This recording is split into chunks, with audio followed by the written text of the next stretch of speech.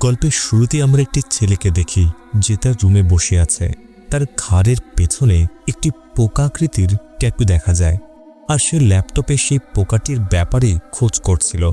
ঠিক তখনই তার মা পেছন থেকে এসে বন্দুক তাক করে বলে, তুমি এটা কেন করলে? তুমি তোমার ভাইকে কেন মেরেছ? ছেলেটা বলে, মা আমি কিছু করিনি, আমার ভেতরে একটা শয়তান আছে, সেই এটা করেছে, আমাকে দিয়ে করিয়েছে। কিন্তু তার মা বিশ্বাস করে না। সে বলে, না তুমিই করেছ।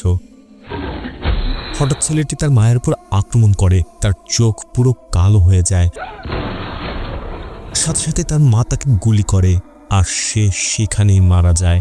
এরপর মা ভেঙে পড়ে কাঁদতে থাকে, কারণ সে তার 2 সন্তানকেই হারিয়েছে। ঠিক তখনই ছেলেটার লাশ হঠাৎ নড়ে ওঠে। তার মুখ অস্বাভাবিকভাবে বড় হয়ে খুলে যায়, চোখ পুরো কালো, আর গলার ভেতরে কিছু নড়াচড়া করছে। তারপর তার মুখ থেকে বের হয়ে আসে সেই পোকা, যা আসলে কোনো সাধারণ পোকা নয়, বরং এক ভয়ঙ্কর এন্টিটি। এরপর আমরা সেই এন্টিটির দৃষ্টিকোণ থেকে দেখতে পাই, প্রথমে সে কাঁদতে থাকা মাকে দেখে, তারপর ছেলেটার লাশ দেখে। এরপর বারান্দা দিয়ে বাইরে বেরিয়ে যায় এবং আকাশে উঠতে শুরু করে। এখন সে নতুন কোনো হোস্ট খুঁজছে। এখানেই ইন্ট্রো শেষ হয়। এরপর গল্প চলে যায় ক্যারোলাইন নামের এক মেয়ের দিকে। ক্যারোলাইন চুপি চুপি তার ঘরের জানলা দিয়ে বের হয়, পাশে থাকা সিঁড়ি দিয়ে নিচে নামে এবং একটি দোকানে যায়। সেখানে তার বন্ধু মার্নির সাথে বসে আইসক্রিম খাচ্ছিল। মার্নি তাকে জিজ্ঞেস করে, কালকে তুমি স্কুলে আসোনি কেন? ক্যারোলাইন বলে, আমার বাবা মারা গেছেন। মার্নি দুঃখ প্রকাশ করে এবং জিজ্ঞেস করে, কি হয়েছিল?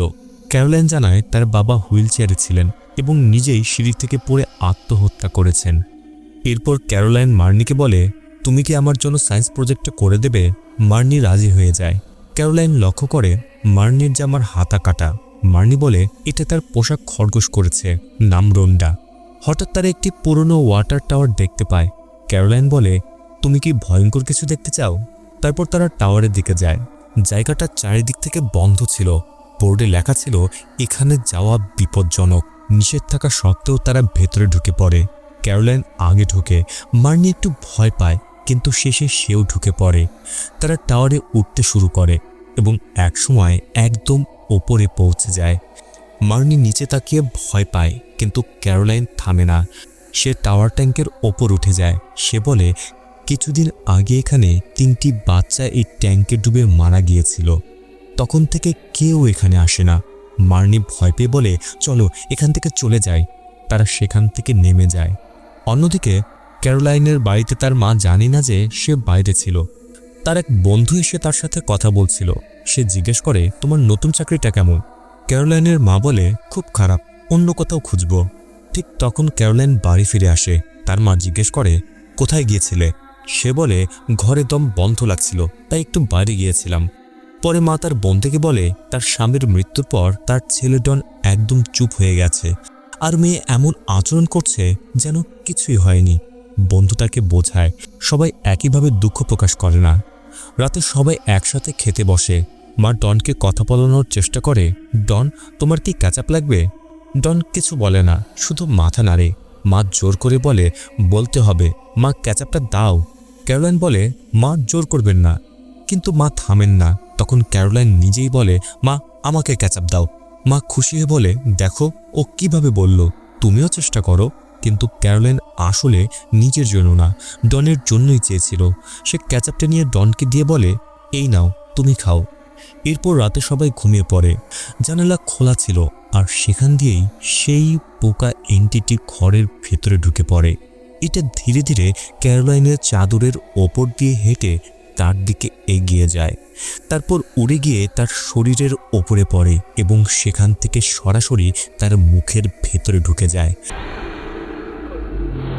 এরপরে ক্যারোলাইনের হঠাৎ অদ্ভুত অনুভূতি হয়। সে উঠে বসে এবং বুঝতে পারে তার গলার ভেতরে কিছু একটা নড়ছে।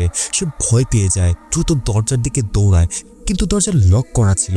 সে দরজা অনবরত আঘাত করতে থাকে, আর সেই পোকাটা ধীরে ধীরে তার শরীরের ভেতরে ঢুকে যায়। তার অবস্থা খারাপ হতে থাকে, চোখের সামনে অন্ধকার নেমে আসে, আর সে মাটিতে পড়ে অজ্ঞান হয়ে যায়। তার দরজা ধাক্কানোর শব্দ শুনে ডন আসে। ঠিক তখনই ক্যারোলাইন হঠাৎ ঝাঁকুনি দেয়। ডন ভয় পেয়ে পালিয়ে যায় আর ক্যারোলাইন অজ্ঞান হয়ে পড়ে থাকে। সারা রাত সে এভাবেই পড়েছিল। পরের দিন সকালে তার জ্ঞান ফিরে আসে। সে অবাক হয়ে বলে, আমি এখানে কেন? বাইরে এসে দেখে বাড়িতে কেউ নেই। তার মা নাস্তা বানিয়ে একটি নোট রেখে গেছে, যেখানে লেখা ছিল, আমি ডনকে নিয়ে ডাক্তারের কাছে যাচ্ছি, নাস্তা খেয়ে নিও। ক্যারোলাইন নাস্তা খেয়ে স্কুলে যায়। সেখানে তার বন্ধু মার্নি তার পেছনের সিটে বসেছিল। মার্নি জিজ্ঞেস করে, তুমি এই ট্যাটু কবে করিয়েছ? ক্যারোলাইন অবাক হয়ে বলে, কোন ট্যাটু? সে নিজের কাঁধে দেখে সেই একই পোকাটা তার স্কিনের ভেতরে আছে, কিন্তু বাইরে থেকে দেখতে ট্যাটুর মতো মনে হচ্ছিল। সে অবাক হয়ে তাকিয়েছিল। তখনই শিক্ষক তাকে ডাক দিয়ে বলে, কোথায় মন তোমার, বলো তো আমি কি বলছিলাম? ক্যারোলাইন রাগ করে বলে বসে, আপনি তার সবচেয়ে বড় উদাহরণ। সে সবার সামনে টিচারকে অপমান করে। পরে যখন সে বাড়িতে লাঞ্চ করছিল, তখন স্কুল থেকে ফোন আসে। টিচার তার মায়ের কাছে অভিযোগ করে। তার মা রেগে গিয়ে জিজ্ঞেস করে, তুমি তোমার টিচারকে কি বলেছ? ক্যারোলাইন উল্টো মায়ের সাথেও খারাপ ব্যবহার করে বলে, আমাকে বলবেন না কি করতে হবে। এতে তার মা রেগে গিয়ে বলে, এটা আমার বাড়ি, এখানে আমি যা বলবো তোমাকে তাই করতে হবে। ক্যারোলাইন রাগ করে খাওয়া ছেড়ে চলে যায়। এরপর আমরা দেখি তাদের মায়ের বন্ধু কাজ শেষে ফিরছিল। রাস্তায় সে অদ্ভুত কিছু একটা দেখে। একটি মেয়ে দাঁড়িয়ে আছে অস্বাভাবিকভাবে। কাছে গিয়ে দেখে সেটা ক্যারোলাইন। সে একদম স্থির হয়ে দাঁড়িয়েছিল। দেখে মনে হচ্ছিল কোনো এক আত্মা যেন তাকে ভর করেছে। বন্ধু তাকে ডাকলেও কোনো সাড়া দিচ্ছিল না।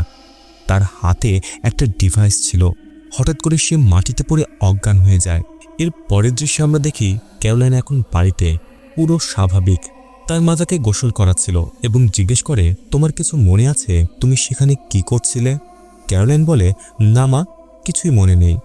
তারপর সে মনে করে তার কাঁধে তো ট্যাটু আছে, মা দেখে ফেললে বকবে। সে আগেই বলে দেয়, মা আমি ওই ট্যাটু করাইনি। মা অবাক হয়ে বলে, কোন ট্যাটু? সে কাঁধে তাকিয়ে দেখে কিছুই নেই। সে বুঝতে পারে না কি হচ্ছে তার সাথে। এরপরে দেখা যায় মায়ের বন্ধু সেই ডিভাইসটা নিয়ে বসে চিন্তা করছিল। মা এসে জিজ্ঞেস করে, ক্যারোলাইন ঘুমিয়ে পড়েছে?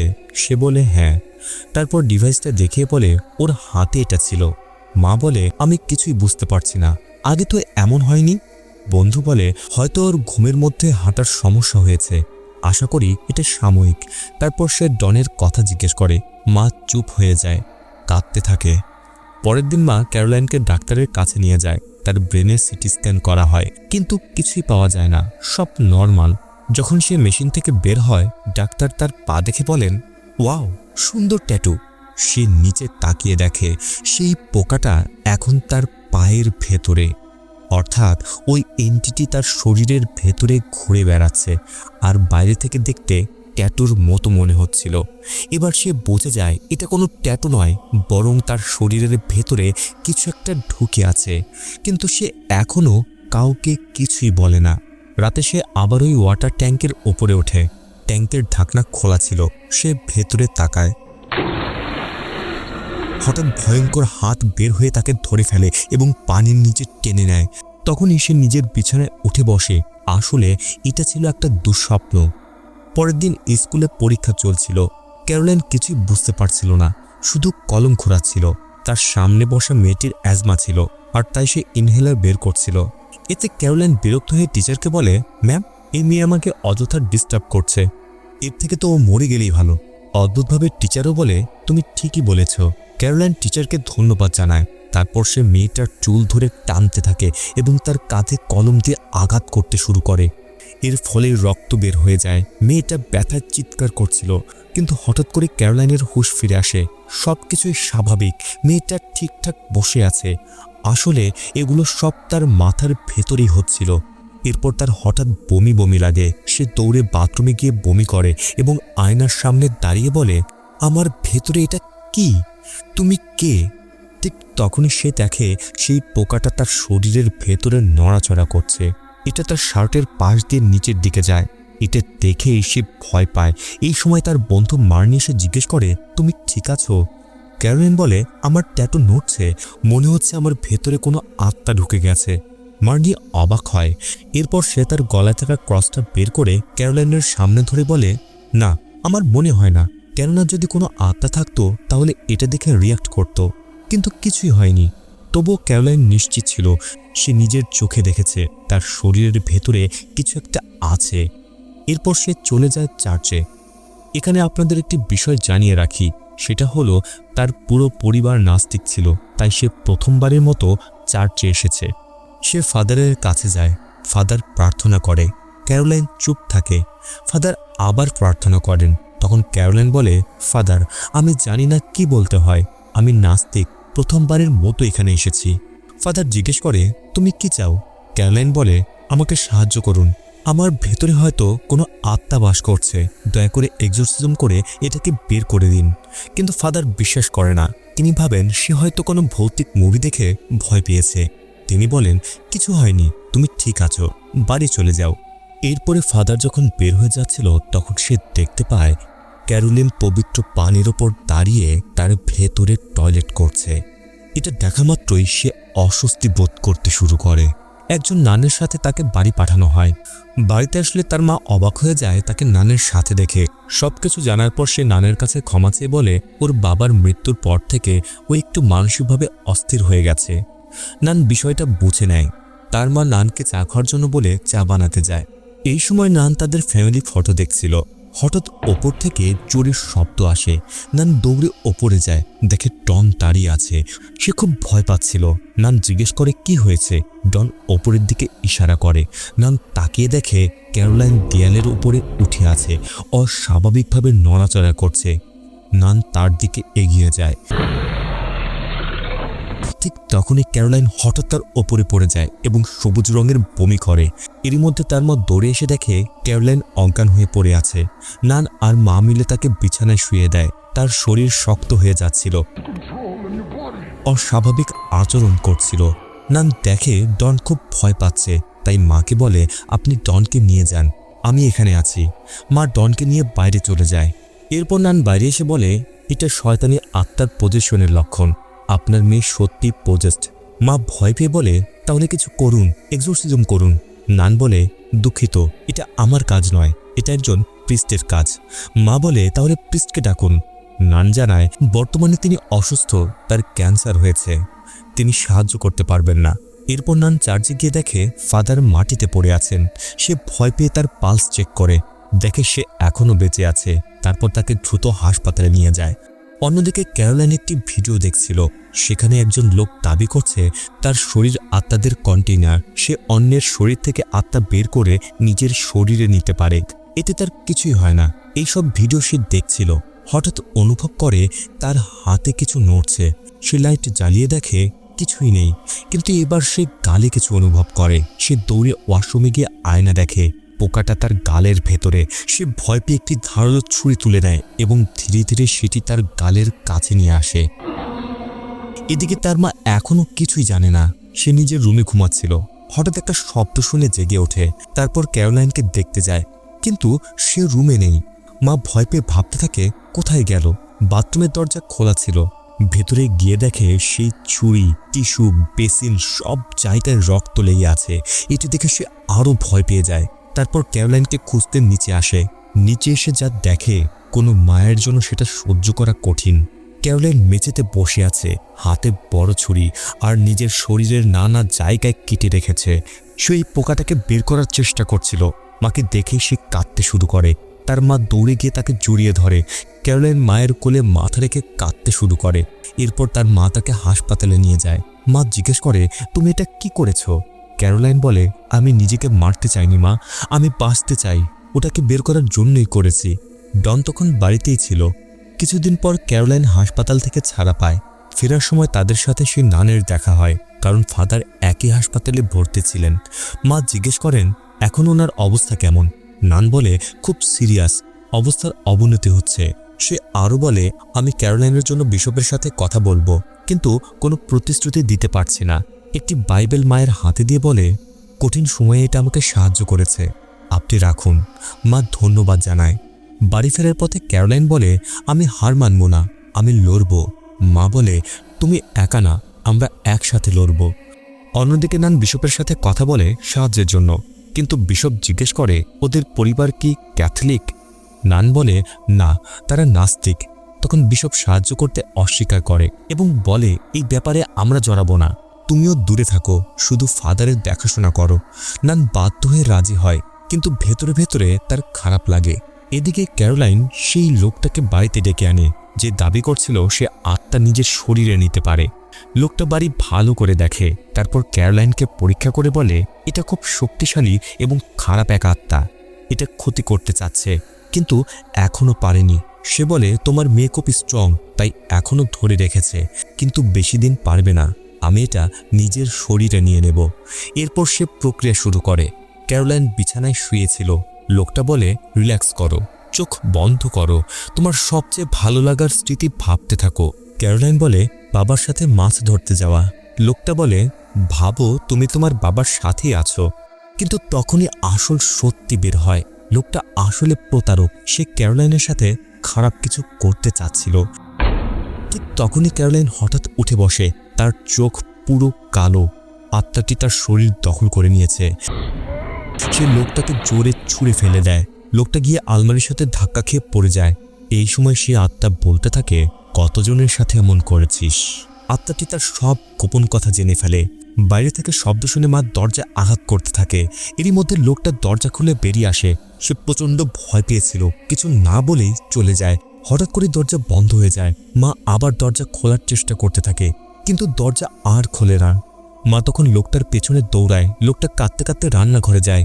এরপর একটা বড় ছুরি নেয় আর তার হাত টেবিলে রেখে এক ঝটকায় নিজের 4টা আঙুল কেটে ফেলে। মা চিৎকার করে ওঠে, কিন্তু লোকটার মুখ থেকে কোনো শব্দ বের হয় না, যেন তাকেও সে আত্মা ভর করেছে। সে শুধু কাঁদতে থাকে, তারপর নিজের কাটা আঙুলগুলো তুলে নিয়ে চলে যায়। এই সব কিছু ডনও দেখে ফেলে। সে আগেই ট্রমায় ছিল, তারপর এগুলো দেখে সে আরও ভেঙে পড়ে। এই সময় মা তাকে জড়িয়ে ধরে বলে সব ঠিক আছে, তুমি কিছুই দেখোনি। এরপর ক্যারোলাইন আবার স্বাভাবিক হয়ে যায়। মা তার ক্ষতগুলোতে ওষুধ লাগাচ্ছিল। তখন মা বলে এই ক্ষতগুলো 1 সপ্তাহে ঠিক হয়ে যাবে। ক্যারোলাইন বলে ক্ষত ঠিক হবে, কিন্তু এই আত্মা কখনোই যাবে না, আমাকে কিছু একটা করতে হবে। এরপর সে ইন্টারনেটে খুঁজতে থাকে এবং একটা রিচুয়াল শেখে। সে মার্নির কাছে গিয়ে বলে কাল আমরা একটা গেম খেলবো, তোমার খরগোশটাও নিয়ে আসবে। পরের দিন মার্নি খরগোশ নিয়ে আসে। ক্যারোলাইন তাকে সেই টাওয়ারের জায়গায় নিয়ে যায়। তারপর ব্যাগ থেকে লাল স্প্রে বের করে মাটিতে একটা শয়তানি চিহ্ন আঁকতে শুরু করে। এটা ছিল একটা নিষিদ্ধ রিচুয়াল, যেখানে ক্যারোলাইন মার্নিকে ব্যবহার করে আত্মাটিকে বের করার চেষ্টা করে। সে মার্নির খরগোশকে হাতে তুলে বলে হে শয়তানদের শয়তান, আমার এই বলি গ্রহণ করো এবং আমার ভেতরে যা আছে তা বের করো। তারপর সে মার্নির কাছ থেকে খরগোশটি নিতে চায় এবং ব্যাগ থেকে একটা বড় ছুরি বের করে। মার্নি বুঝে যায় এটা কোনো গেম নয়, সত্যি ভয়ঙ্কর কিছু একটা ঘটতে চলেছে। সে খরগোশ দিতে অস্বীকার করে। ক্যারোলাইন জোর করতে থাকে। ঠিক তখনই তার চোখ হঠাৎ পুরো কালো হয়ে যায়। এটা দেখে মার্নি ভয় পেয়ে তাকে ধাক্কা দেয় আর ক্যারোলাইন মাটিতে পড়ে জ্ঞান হারায়। মার্নি ভয় পেয়ে খরগোশ নিয়ে পালিয়ে যায় আর ক্যারোলাইন পুরোটা দিন অচেতন অবস্থায় পড়ে থাকে। সন্ধ্যায় তার জ্ঞান ফিরে আসে। সে তখন সোজা সেই নানের কাছে গিয়ে সাহায্য চায়, কিন্তু নান বলে আমি কিছুই করতে পারবো না। ক্যারোলাইন রাগ করে বলে আমার কিছু হলে এর দায় আপনার হবে। এরপর সে বাড়ি ফিরে আসে। মা খুব রেগেছিল এবং জিজ্ঞেস করে কোথায় ছিলে। ক্যারোলাইন বলে সে মার্নির সাথে ছিল। মা রাগে তাকে চড় মারে এবং বলতে থাকে কার অনুমতি নিয়ে গিয়েছিলে। ক্যারোলাইন রেগে গিয়ে বেসমেন্টে চলে যায়, যেখানে তার বাবার হুইল চেয়ার ছিল।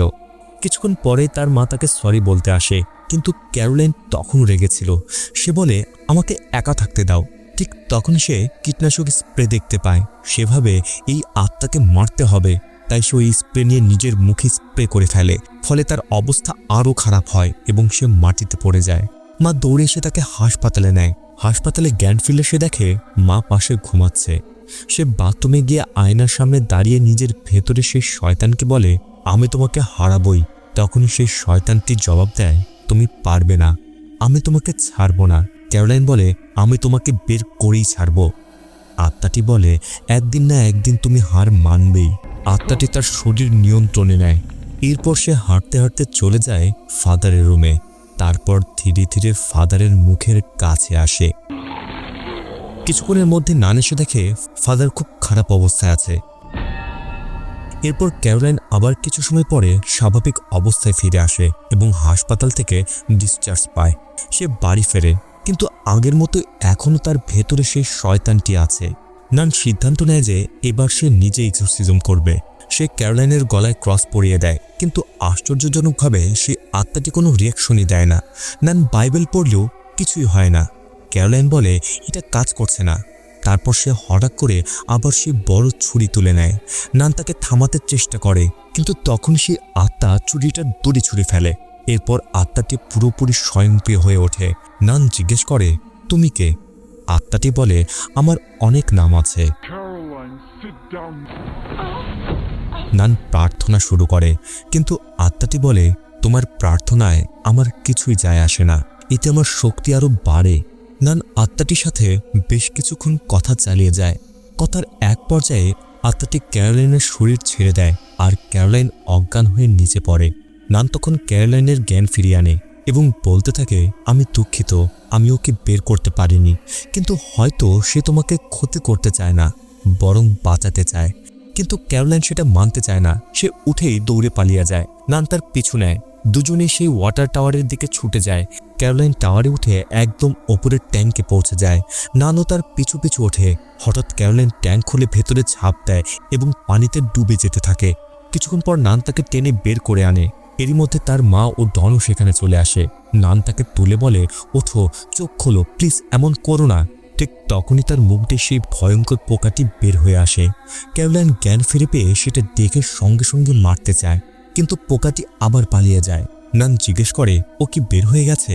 ক্যারোলাইন বলে, চেক করে দেখি। তারপর হঠাৎ সে নানকে লাথি মারে আর নান ওপর থেকে পড়ে গিয়ে মারা যায়। এই দৃশ্য দেখে ডন ভয় পায় আর তার কিছু একটা মনে পড়ে। এখানেই উন্মোচন হয় গল্পের সবচেয়ে বড় টুইস্ট। আসল সত্যি হলো, ক্যারোলাইনের বাবা কোনো দুর্ঘটনায় মারা যায়নি। ক্যারোলাইনই তাকে সিঁড়ি থেকে ধাক্কা দিয়ে মেরে ফেলেছিল, আর ডন সেটা দেখেছিল। এই ট্রমার কারণে ডন কথা বলা বন্ধ করে দিয়েছিল।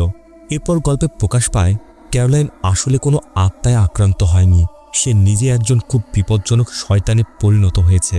যে এন্টিটি সবাই দেখছিল সেটা আসলে একটি প্রাচীন মিশরীয় সত্তা, যার কাজ হলো মানুষকে প্রোটেক্ট করা এবং শয়তানকে থামানো। এটা কোনো ভয়ঙ্কর আত্মা বা শয়তান নয়, বরং একটি প্রোটেক্টর। সে প্রথম ছেলের ভেতরে ছিল, কারণ সে নিজেও খুনি ছিল। আর যখন সবাই তাকে শয়তান বা আত্মা বলে দোষ দিচ্ছিল, তখন আসলে সেই এন্টিটি তাকে রক্ষা করছিল। পরে এটাই ক্যারোলাইনের ভেতরেও আসে, কারণ সে সত্যি ইভিল ছিল এবং বিপজ্জনক কাজ করছিল। এন্টিটি তাকে বারবার আটকিয়েছে, খরগোশ বলি দিতে দেয়নি, লোকটাকে মারতে দেয়নি, এমনকি নানকেও অনেক সময় বাঁচিয়েছে। ফাদারের ক্ষেত্রেও ঠিক এমনটাই ঘটেছিল। তার ক্যান্সার বের হয়ে যাওয়ার মতো দেখানো হয়, কারণ এন্টিটি ভালো এবং হিলিং টাইপ কাজও করেছিল, অর্থাৎ ফাদারের উপকার করেছিল।